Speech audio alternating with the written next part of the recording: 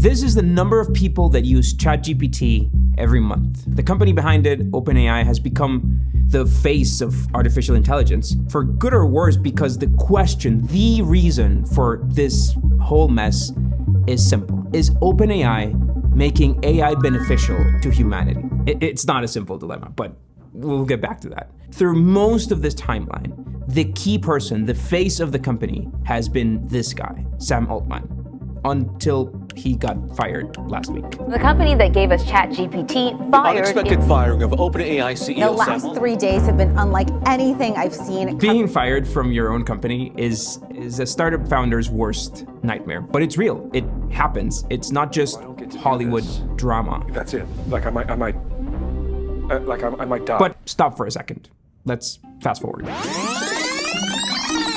So in order to give you guys like a good video, but also a video that's not outdated a week later, we're gonna be jumping between future me and past me, because making these diagrams and explainers takes time, and because Sam is already back at OpenAI, like the thing is, the echoes of this attempted coup have redefined what OpenAI is. And if the board was right, Sam being back is an existential threat to humans, which sounds very exaggerated, but it's not. And we've been working tirelessly this week to capture the story for you, to publish a somewhat up-to-date version. We've gone back to 2015, to the very origins of OpenAI as, believe it or not, a non-profit charity organization. We needed to understand boards and their power over founders and over the CEO. So here's a timeline of the OpenAI fiasco, and more importantly, what this means for the future of AI.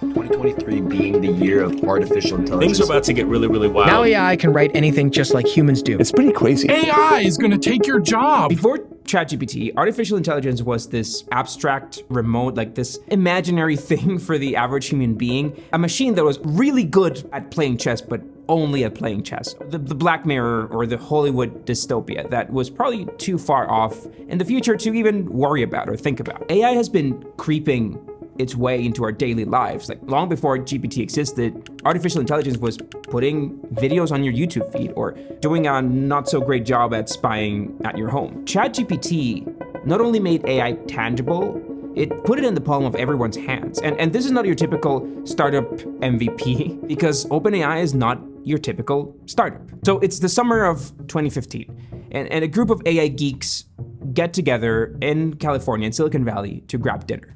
And when I say geeks, I mean like deep learning PhD scientists, some of the smartest people alive, but yeah, geeks. So they wanted to get together and build something, build a company or an organization that would make AI beneficial to humanity. And so by the end of the year, this idea had taken shape, and Ilya, Greg, and a few other geeks were listed as co-founders of the company. And OpenAI was to be this open company to make their research and their patents public, and to be a non-profit business. And according to Sam, to keep the AI out of the hands of the bad guys.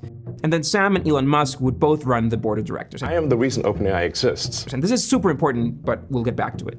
And then a few other Silicon Valley billionaires and companies would pledge $1 billion to this nonprofit organization to make this happen. And since the company was a nonprofit charity, they'd be able to write these pledges off as donations. And that was the reason why they would invest. But pledging is not the same as giving, we've learned. I use pledge and donation synonymous. So the company only really got a portion of that $1 billion. The whole nonprofit concept and approach was absolutely key. It allowed this free collaboration. It convinced people and institutions to help them, to share data with them, to let them crawl their websites. The scientists who joined were turning down like 2x and 3x offers precisely for that reason, because the research was gonna help mankind and it was gonna be open for everyone to use. And as soon as April 2016, OpenAI was already releasing papers and tools for people to experiment with what they were building around artificial intelligence. And they released dozens of these papers and tests and mock-ups and betas through the years, which went completely under the radar for normies like us, but were absolutely crucial developments for the scientists community. GPT-1 released in 2018, but don't worry, you also didn't miss that boat because this really wasn't ChatGPT. It was just a GPT model, and it wasn't built for the average Joe. Now, GPT-1 was mostly a paper that laid out some discoveries, stuff that I'm not gonna pretend to understand, because you know when on a pitch deck people say like, hey, we use machine learning. No, like this is the real deal. These guys were redefining how machines learn. Now, GPT-2 came a few months later. As the AI was getting more powerful, they started to be a little bit more careful about it. They started to release this thing in stages. And they were really concerned of what this thing could do, what people with ill intentions could do with GPT-2, because it was the first model that was a little bit more widely available to developers to integrate on their platforms. But a challenge rises. As you release these products to the public, as you release these features, how do you fund the servers? And how do you fund this expensive team of scientists or beer at the office? So a major company restructure had to happen. And to break how this works, we have arrived at today's explainer time. So by definition, a non-profit company can generate profits. It can charge people for things. It just can't pay those profits back to the founders or to the shareholders. They need to be reinvested in the company.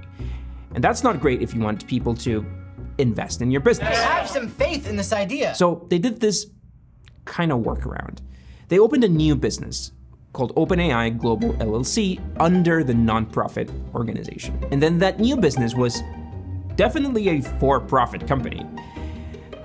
But they came up with this thing called capped profits, this model that helped them stay on brand, I guess. And so in a nutshell, if you invested in this company, you could get no more than 100 times your investment. Still, for Microsoft's 2019 $1 billion investment into OpenAI, it's a $100 billion payback.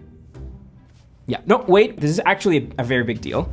Elon, who donated money to the original OpenAI, spoke out complaining about this logic. I am the reason OpenAI exists. I was instrumental in recruiting the key scientists and engineers, most notably Ilya Sutskever. How much money did you give? He donated $50 million to this nonprofit, and suddenly it's a for-profit startup valued at, what, $90 billion, and he has no stake in this company? Yeah, I fully admit to being a huge idiot here. Say you funded an organization to save the Amazon rainforest, and instead they became a lumber company and chopped down the forest and sold it for money.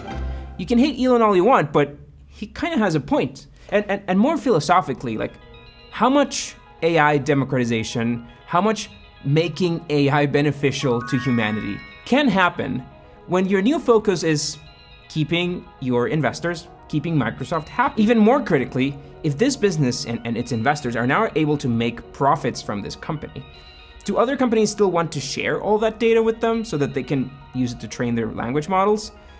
Now, to try and keep this illusion of nonprofit, the company defined a new board of directors independent from the for-profit business. By this time, Elon had already left. And then Sam quit Y Combinator, who he was running at the time, to become the CEO of OpenAI. And then YC appointed our YouTube nemesis as CEO.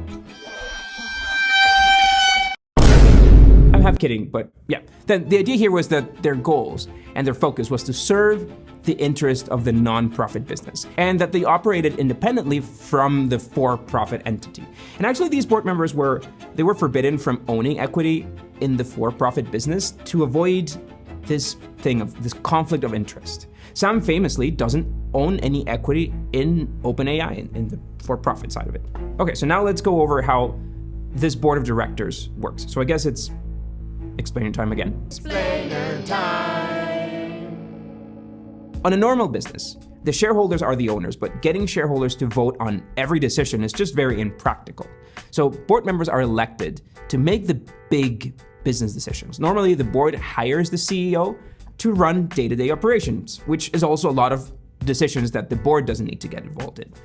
And then a board is a bit like a tiny government. There are rules for votes, for minimum votes for a decision, and when dealing with conflicts of interest. And then, for example, in early 2023, Reid Hoffman was asked to step down from the board because he was investing in companies who were using OpenAI software. And word is this was a controversial thing, and he didn't like it a bit. What? I said eyebrows! Now, under this kind of for-profit business model, and under Sam's leadership, OpenAI made strides, and I don't need to tell you about it. GPT-3 in 2020, Codex and DALL-E in 2021, Whisper for speech recognition in 2022, and finally, towards the end of the year, ChatGPT. This is perhaps the most critical inflection point in this story, because ChatGPT, or GPT-3, was incredible. Like the backbone of hundreds of startups. It was accessible and easy to use, and perhaps more importantly, I think it transformed our minds as entrepreneurs. It's perhaps the most game-changing, truly disrupting piece of tech since the smartphone. Like 33% of business leaders think that GPT will cause layoffs at their companies. It's happening already. Like, I remember the first DALL-E image I generated. I remember asking ChatGPT to detect my writing style for these scripts, and I think all of us had a blown away moment at some point this past year, probably more than once. This is a very personal story, but when we started Slidebean, our pitch deck builder, one of our biggest advantages was that we had online collaboration, because at the time, PowerPoint didn't have online collaboration. That's how long we've been in business. But then the first AI that we brought into our product was, we were using a genetic algorithm to help design slides, to help come up with the best possible slide design. And at the time, this was pretty cutting edge. This is around 2017. We could not dream at the time of a piece of tech that would help founders summarize their ideas, that would come up with new ideas for their pitch deck, heck, generated from just typing in a website. And then we were skeptical, we were maybe in denial, because how could this piece of tech replace what we've been doing and trying to learn and understand our human brains for 10 years? And so when we tried it with GPT-3, it was okay. Like, results were great. I mean, it was surprising what this machine could do.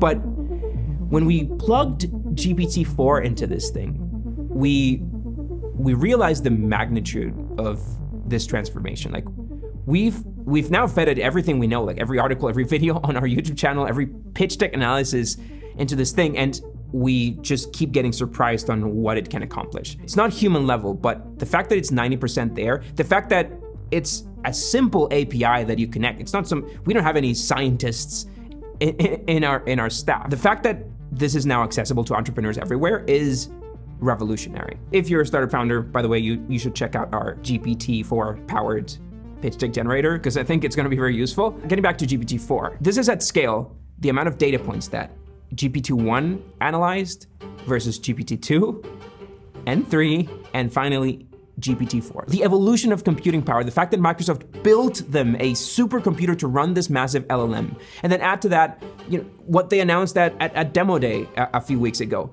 Custom GPTs and Microsoft's Copilot integrations and plugins and permanent GPT or ChatGPT access to the web. The past year, not only the models themselves, but access and what we've discovered that we can do with these things has taken a massive shift that is nothing short of revolutionary. And then add a new, fresh $10 billion investment from Microsoft and other investors that gave them, it gives Microsoft 49% control of the for-profit company. Now, is this too much? And is it happening too fast? The problem of fake news is going to be 1,000,000 times worse. Cyber attacks will become much more extreme. We will have totally automated AI weapons. I think AI has the potential to create infinitely stable dictatorships. Now, we still don't know what got Sam Altman fired. We might have some more clues for future me, but all the company said on Friday was that Sam wasn't consistently candid with his communications. But the theory that makes the most sense to me connects to this. When you're a for-profit startup, when 100 million people use your product every month, when you're the fastest growing startup in history, you want to move fast and break things. And that's exactly what Sam was doing. And from all the entrepreneurial community, from all the investor community, this was fine. Move fast and break things. But is that aligned with OpenAI's goal? And more critically, is it dangerous for us human beings that there's an AI that's moving so fast that it could break? I think if this technology goes wrong, it can go quite wrong. and we want to be vocal about that. We want to work with the government to prevent that from happening. Elon Musk came out in support of the decision precisely for this reason, because AI was moving so fast and it needed to be stopped. And this is why maybe we should be worried now that Sam is back. The board of directors was made up of 6 people just prior to Sam's firing. Now, we know that Greg was offered to stay with the board, but he quit in solidarity with Sam, so he definitely didn't vote to remove him. Now, OpenAI's bylaws establish that a majority and written consent is needed for any decision the board makes. So the only way this really adds up is if the entire board met without Sam or Greg and agreed on this decision. All 4 members must have voted in favor of the motion, and it seems that it was Ilya Sutskever who orchestrated the vote. Now, he interrupted Sam's free weekend watching the Vegas Grand Prix, truly, to fire him over Google Meet. And that is a strange one. By the way, in a normal company, if company shareholders think that the board is being dumb, they can actually vote to replace the members, but not in OpenAI, because there are no shareholders in OpenAI, the nonprofit. Remember, this is a nonprofit charity. And again, the bylaws, which effectively work like a constitution, like a rule book for a business, and in OpenAI's case, the rules say that the board really has the ultimate word here, and that there was nothing nobody could do about it. Was there? As the soap opera at OpenAI continues, here is a open season on employees from the leaders in AI technology. Directors to be fired instead, and also threatening to quit if they don't get what they want. So The goals of these beings be aligned with our goals. Okay, so let's just call this for what it is.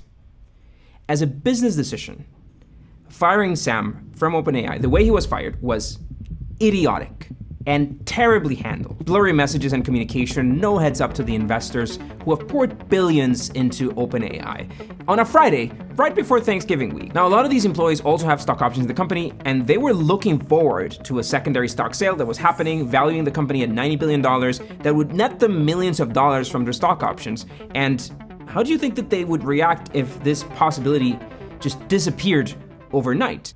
How did you expect people would react if you're firing the CEO of probably the most important tech startup of the decade? And as the news broke, Microsoft shares, who, let's be real, is betting their future as a business on OpenAI, dropped by 2%, which doesn't sound like much, but if Microsoft is worth almost $3 trillion, that's $56 billion of value that were just erased in a second. Now, Satya Nadella, the CEO, was reportedly furious when he heard the news. At the same time, we all heard it. He came out doing some damage control. They announced that they would hire Sam and Greg and pretty much anybody else who resigned the company. A very smart move, but by all means a damage control to keep his own investors and shareholders chill. Yeah, I've had conversations with Emmett, and again, it's the same thing. There's no real difference there from where we were when we were working with Mira and she was interim CEO, when Sam was CEO. Here's the gist of it. This is the moment where the premise of OpenAI as a company broke. If OpenAI is a non-profit organization making AI beneficial to humanity, put SpongeBob again, like if their AI is endangering our existence, by all means, fire Sam. But let's face the facts. This non-profit play is bullshit, and it's been bullshit for years. Like, Sam also thinks that AI can kill us.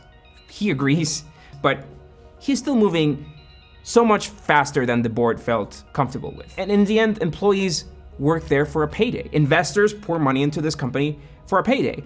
This company is a for-profit business, and in a for-profit business, money talks. And money won. Yay. Like, Sam and Greg are back, a new board has been appointed. Off the board, fired with immediate effect. This was perhaps more painful than anyone for Ilya, who had to just... What's the vote? Shut up, take the blame, take the fall, apologize. Now, these guys were friends. Like, they started this business together. They were back there together at that launch.